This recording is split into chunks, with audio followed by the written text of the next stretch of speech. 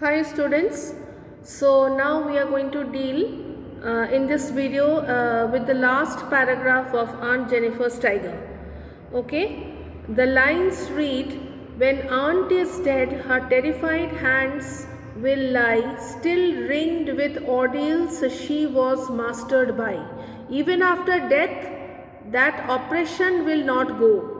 Okay, her hands will be tied up with all the difficulties that she had to face during her married life.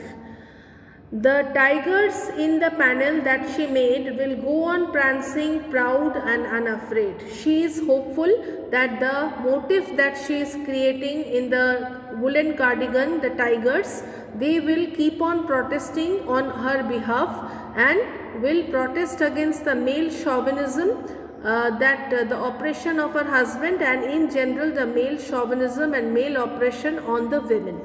Okay. The final stanza reveals a sad truth.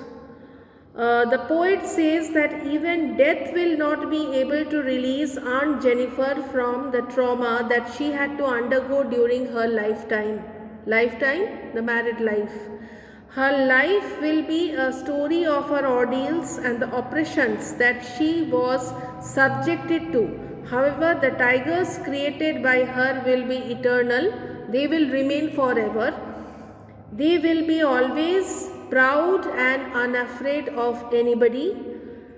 Here we get a glimpse of oft-quoted conventional theme in poetry that art endures beyond human life. Okay, it is the work of art.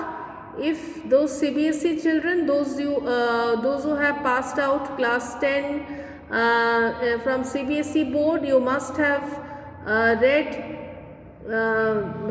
Not Marble Nor Gilded Monuments by Shakespeare.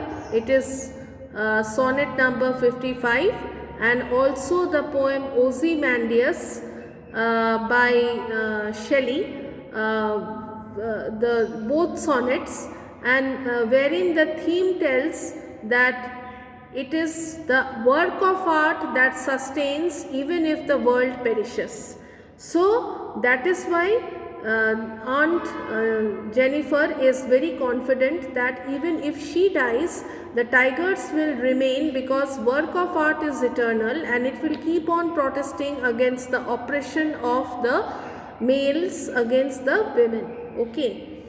Perhaps the poet wants to say that women themselves are creating these tigers. They need to break their shackles. Shackles are chains. Shackles, and be unafraid of the tigers like the tigers themselves. One more thing that can be inferred from the poem, that can be concluded from the poem, is that Aunt Jennifer, who for long has tolerated the miseries that she was subjected to, now longs for freedom from dominance and male chauvinism. So this is the concluding part of the Aunt Jennifer's Tiger, and the explanation is complete. Now as far as the question answers are concerned, I will be sending PDF on WhatsApp from the notes that I personally have prepared for the students. So question answers right now in this video I am not discussing. I will be sending the PDF pictures of all the question answers that has been prepared by me, and I think that those questions will be helpful. You have the line by line explanation also and the questions also, and that will help you in your final examination. So all the best students. Thank you very much.